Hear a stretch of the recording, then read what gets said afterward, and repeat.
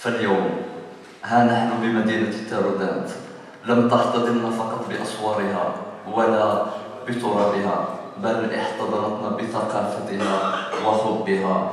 فمرحبا بكم جميعا أهل تارودانت، ومرحبا بشاعرتنا مرة أخرى، ضيفة كريمة وعزيزة علينا.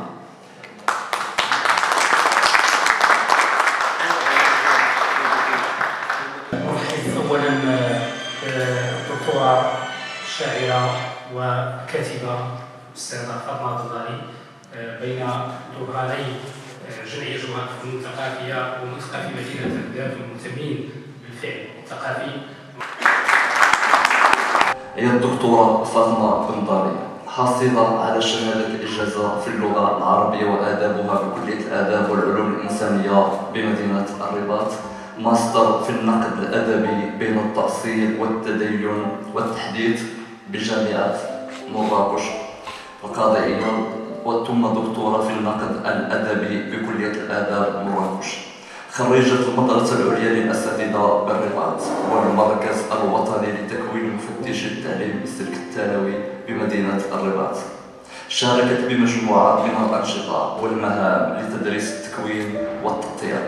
ساهمت كذلك في تنظيم عدة ندوات أدبية وحقوقية، خصوصا في آليات القراءة، ثم التنمية البشرية، بالإضافة إلى النقد الأدبي والتربية على المساواة بين الجنسين.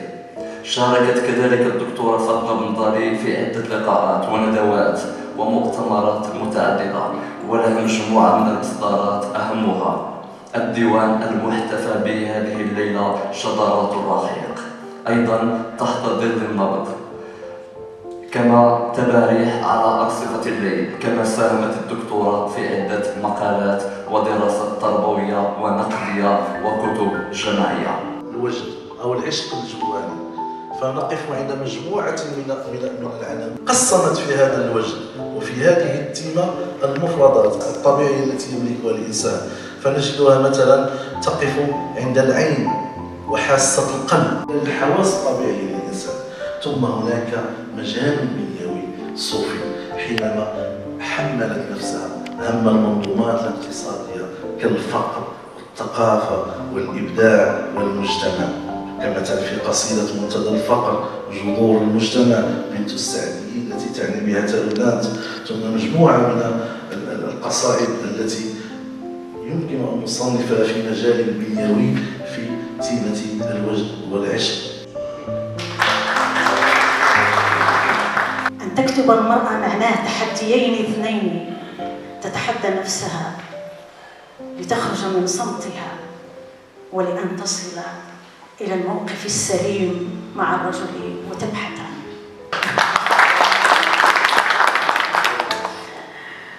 بنت السعديين تسكنني، وأنا حين أدركت نفسي وبدأت أعي ماذا أفعل، فكنت أجري متسرعة لأدخل إلى دار أيتم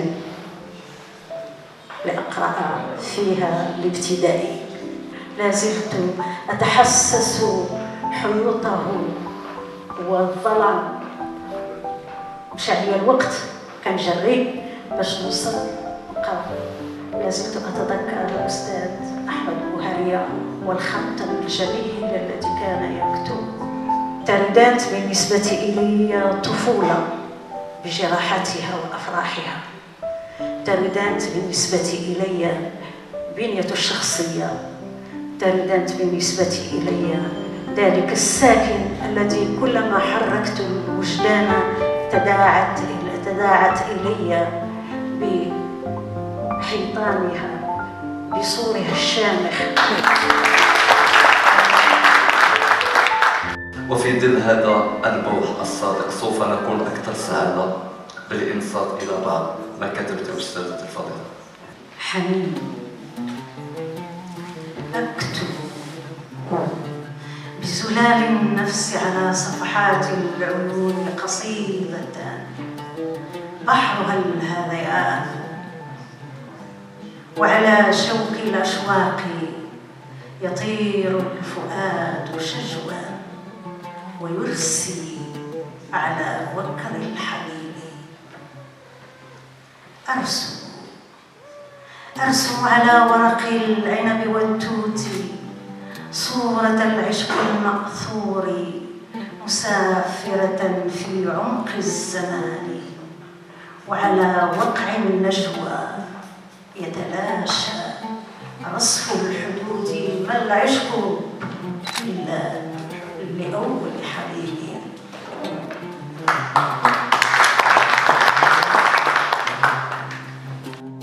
أحلم كل ليلة بامرأة عمرها قبل 50 عاما تخضب بالحناء وتغسل قدميها على حافة ساقية العين، وصدى الجبال يتفنن في الترديد، والشقشقات عزف على شراييني.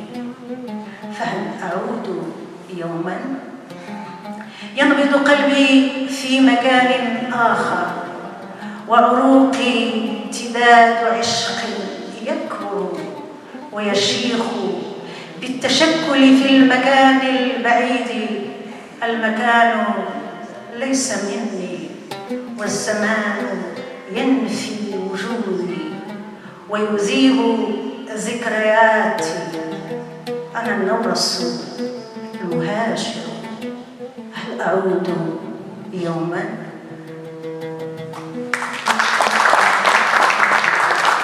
كن عصي الدمع واضرب للبكاة مثلا، أما بكت وجعا وقالت كان بصلا. واسق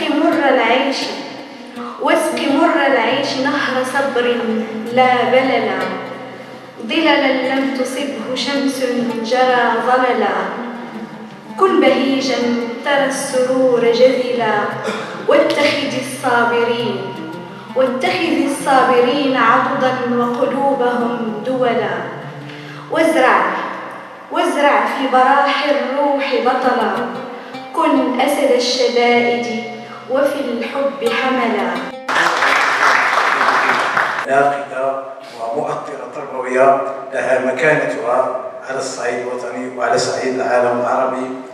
شكرا لكم جميعا وتحياتي لجمعية الجوهرة. السوعة الأدبية والثقافية أيضا تساهم على هذا النشاط